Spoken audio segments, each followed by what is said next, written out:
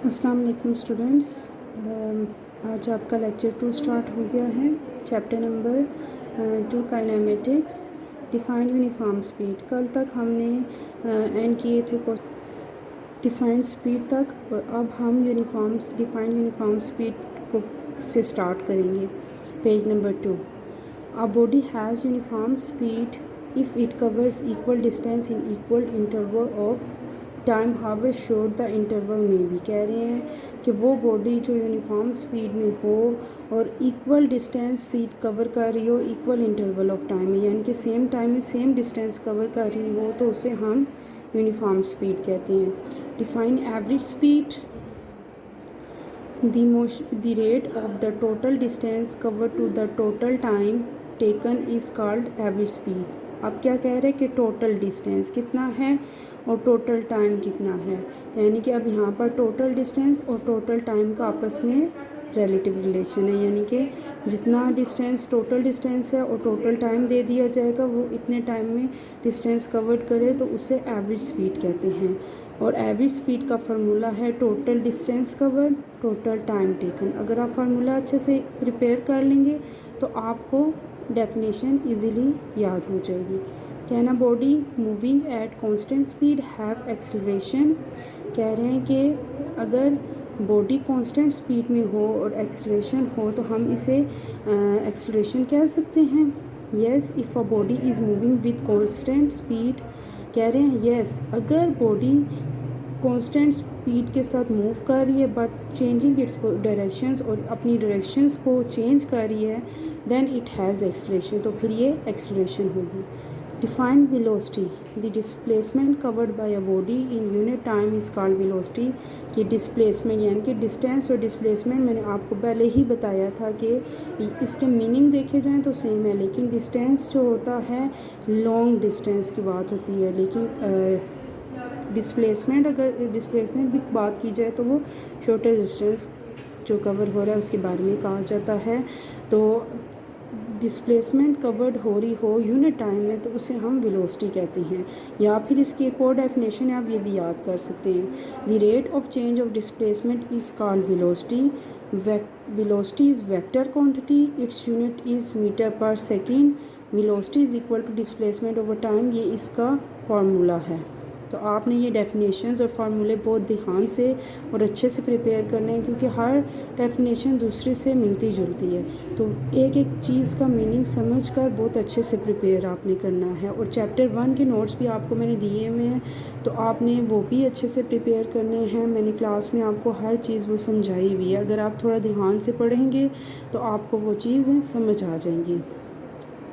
Define uniform velocity, a body has uniform velocity if it covers equal displacement in equal interval of time, however short the interval may be। अब uniform velocity के बारे में बात की जा रही है कि a body has uniform velocity, अगर बॉडी यूनिफॉर्म वेलोसिटी पे है, यानी कि अगर कवर कर रही है डिस्प्लेसमेंट इक्वल इंटरवल और equal time, in equal displacement और इक्वल इंटरवल ऑफ टाइम, यानी कि जितना डिस्प्लेसमेंट हो और उतने ही टाइम में इनके इक्वल टाइम और डिस्प्लेसमेंट की बात हो रही है, जैसे मैंने ऊपर आपको यूनिफॉर्म स्पीड में भी समझाया था। लेकिन शॉर्ट इंटरवल हो, यानी कि शॉर्ट इंटरवल ऑफ टाइम, यानी कि shortest distance short time period हो। Define variable velocity, if the speed or direction of the moving body changes with time then its velocity is said to be variable। if the time or direction of the moving body changes, कह रहे हैं कि speed और direction body की change हो रही है, यानी कि जब बॉडी मूव कर रही हो तो उसकी स्पीड और direction time to time change हो रही है, तो इसे हम वेरिएबल वेलोसिटी कहेंगे। जैसे कि एग्जांपल, अब body moving in circular path, यानी कि बॉडी मूव कर रही है सर्कुलर पाथ में, यानी कि वो अपनी पोजीशन चेंज कर रही है। Define relative velocity, when two bodies are in motion then velocity of one body relative to other is called relative velocity. कह रहे हैं कि दो बॉडीज़ हैं और वो मोशन में हैं, तो इसकी velocity of one body relative to other, यानी कि एक बॉडी की वेलोसिटी रिलेटिव हो दूसरी से, तो वो रिलेटिव वेलोसिटी कहलाएगी। Define acceleration, the rate of change of velocity is called acceleration. कि वेलोसिटी का रेट जो है वो चेंज हो रहा हो तो वो एक्सेलरेशन कहलाती है। इसकी इसकी यूनिट क्या है, मीटर पर सेकंड पर स्क्वायर पर सेकंड, यानी कि ms की पावर -2, ठीक है, 2 पर मीटर पर सेकंड आएगा इसमें, पर second. Acceleration is vector quantity. अब एक्सेलरेशन क्या है, वेक्टर क्वांटिटी। आपने जितनी भी डेफिनेशंस याद करें इसमें इसकी यूनिट, इसकी डेफिनेशन, इसकी यूनिट और इसकी क्वांटिटी कौन सी है, इन सब चीज़ों को आपने बहुत अच्छे से बार बार याद करना है, क्योंकि ये एक दिन की कहानी नहीं है कि आप एक बार अच्छे से देख लोगे तो आपको याद रहेगा। जितने भी आपकी छुट्टियाँ हैं उनमें आपने इन चीज़ों को बहुत अच्छे से याद करना है। अब आगे है डिफाइन डिक्लेरेशन नेगेटिव एक्सेलरेशन और retardation. If velocity of body decreases with the time then acceleration is called negative acceleration और रिटार्डेशन। कह रहे हैं कि अब अगर बॉडी डिक्रीज़ हो रही है, अगर बॉडी की जो डिक्रीज़ है विद टाइम के साथ डिक्रीज़, उसमें उसकी वेलोसिटी डिक्रीज़ हो रही है, यानी कि decreases velocity of body decreases, यानी कि वेलोसिटी डिक्रीज़ हो रही है तो उसकी जो एक्सेलरेशन होगी वो नेगेटिव पे चली जाएगी, तो फिर ये एक्सेलरेशन और रिटार्डेशन कहलाएगी। Defined uniform acceleration. If the velocity of a body changes equally in equal intervals of time, then acceleration is said to be uniform। कह रहे हैं कि अगर बॉडी की जो वेलोसिटी है चेंज हो रही है with changes equally in equal interval of time, कि वेलोसिटी चेंज हो रही है इक्वल इंटरवल ऑफ टाइम के साथ, तो वो then acceleration is said to be uniform, तो एक्सेलरेशन यूनिफॉर्म पे चली जाएगी। What is gravitational acceleration. Gravitation यानी कि ग्रेविटी से ही समझ आ रही है, तो acceleration of free falling bodies is called gravitational acceleration. It is represented by G, its value is 10 metre per second square. कह रहे हैं कि एक्सेलरेशन जो है acceleration of free falling bodies जो है वो ग्रेविटेशनल एक्सेलरेशन होती है, यानी कि free falling bodies. Acceleration of free falling bodies is called gravitational acceleration. Free falling bodies की जो एक्सेलरेशन होती है उसे हम ग्रेविटेशनल एक्सेलरेशन कहते हैं, और इसको रिप्रेजेंट हम जी से करते हैं। इसकी वैल्यू जो होती है 10 मीटर पर सेकंड है। इसको हम इस तरह भी कह सकते हैं 10 मीटर पर सेकंड का square. What is the value of ji on earth, right about positive and negative g. कह रहे हैं कि वैल्यू ऑफ जी क्या होती है अर्थ की, और इसको हम पॉजिटिव और नेगेटिव में कैसे देखते हैं। Value of ji on the earth is 10 metre per second. Earth की जो वैल्यू ऑफ जी होगी ना ग्रेविटेशन की, तो वो उसको 10 मीटर पर सेकेंड कहते हैं, यानी कि 10 मीटर सेकेंड की पावर -1, इसको यूँ भी पढ़ते हैं। When body falls downwards then G will be positive and. कह रहे हैं कि अगर बॉडी फॉल करेगी नीचे की तरफ तो इसकी जो ग्रेविटी होगी यानी कि वैल्यू ऑफ जी होगी वो पॉजिटिव हो जाएगी। And when body throws upward then G will be negative. कह रहे हैं कि अगर बॉडी को कोई भी ऑब्जेक्ट है, आप कोई भी किसी भी चीज़ को कह सकते हो, बॉडी से मुराद ये नहीं है कि इंसान की बॉडी हो, बॉडी किसी भी ऑब्जेक्ट में यहाँ पर फिज़िक्स में बोल रहे हैं, तो वो जब आप नीचे से ऊपर की तरफ करेंगे, व्हेन बॉडी थ्रोज अपवर्ड यानी कि नीचे से ऊपर की तरफ थ्रो करेंगे तो वो नेगेटिव पे उसकी चली जाएगी जी की value. What is the graph. अब फिज़िक्स में ग्राफ हम किस तरह डिफाइन करते हैं। अ graph is a pictorial way of presenting information about the relation between various quantities, कि हम वेरियस क्वांटिटीज़ के रिलेशन को डिस्क्राइब करने के लिए ग्राफ को यूज़ करते हैं, ग्राफ ड्रॉ करते हैं। ये एक क्वेश्चन जस्ट फॉर इंफॉर्मेशन के लिए, आप लोग ये तैयार नहीं भी करेंगे तो ये इतना इम्पोर्टेंट नहीं है पेपर में आने के लिए, लेकिन आपको पता होना चाहिए ग्राफ होता क्या है। Define variables. The quantities between which a graph is plotted are called variables, कि जिसके थ्रू ग्राफ प्लॉट किया जाता है, जिन वेरिएबल्स जिन क्वांटिटीज़ के थ्रू, उनको हम वेरिएबल्स कहते हैं। Write equation of motions.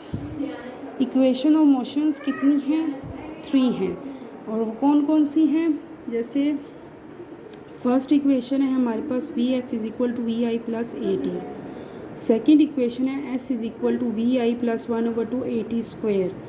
Third equation क्या है, 2as is equal V F square minus V I square.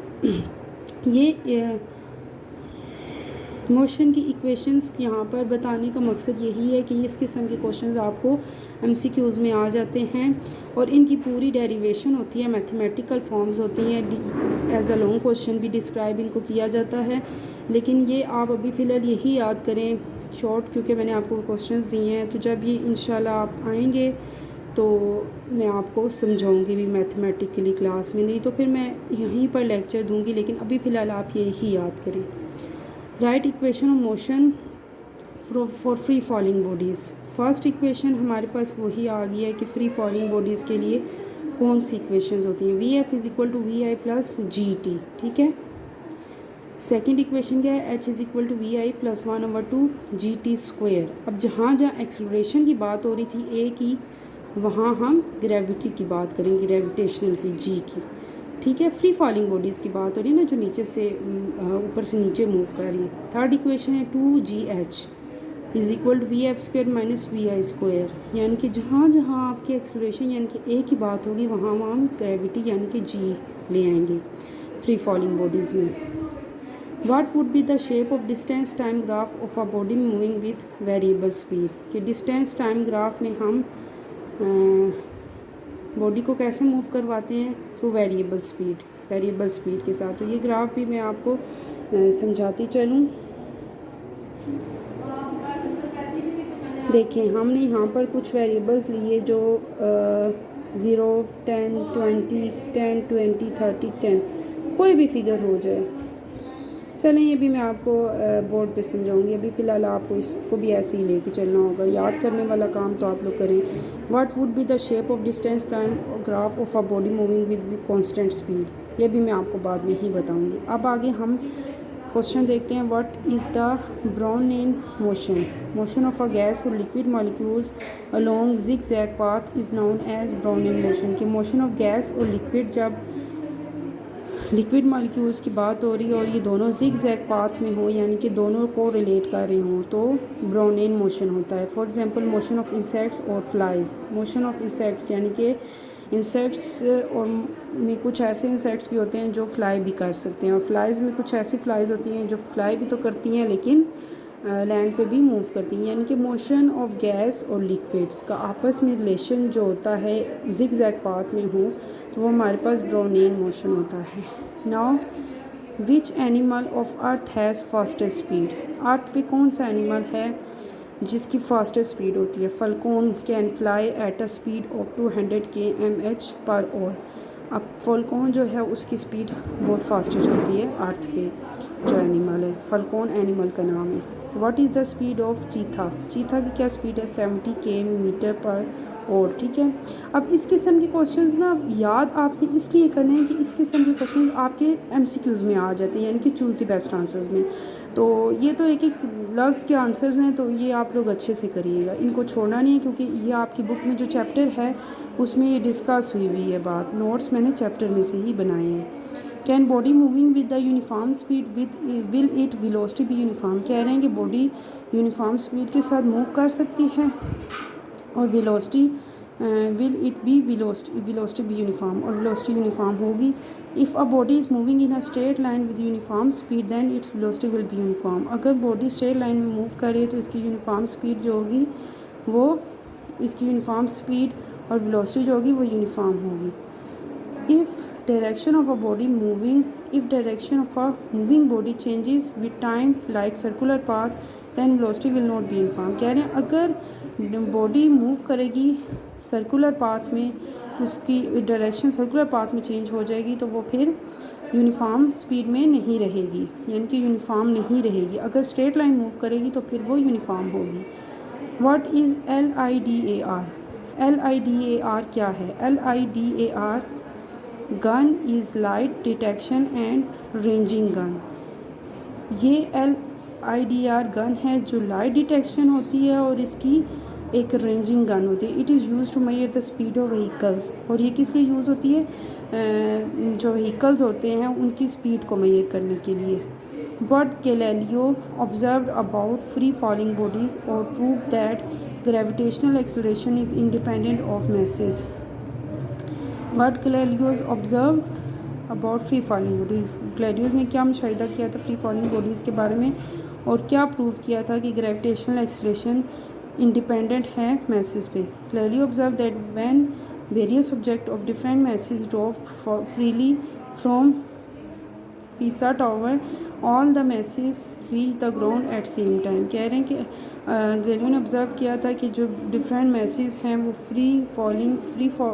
Freely हैं और सारे के सारे जो मैसेज हैं वो रीच कर रहे हैं, मूव कर रहे हैं ग्राउंड में एट सेम टाइम, एक ही वक्त में। So he concluded that various object of different masses have same expression. तो इसलिए उसने ये कंक्लूड किया था इस मुशाहिदे के बाद कि जितने भी ऑब्जेक्ट्स हैं उनके मैसेज डिफरेंट हैं और एक्सप्रेशन सेम होती है। In other word gravitational acceleration is independent of message. दूसरे लफ्ज़ों में जो ग्रेविटेशनल एक्सलेशन है वो इंडिपेंडेंट है मैसेज, इंडिपेंडेंट है मैसेज पे। Now your chapter is and, chapter number 2 kinematics is and. So students आपने अच्छे से इसको प्रिपेयर करना है। ये बहुत इजी वे में शॉर्ट क्वेश्चंस डिस्क्राइब किए हुए हैं, तो आपने इनको नीट अपनी कॉपीज़ पे लिखना भी है और इनको साथ तैयार भी करना है अपने पेपर्स के लिए। Thank you so much students and Allah हाफिज़।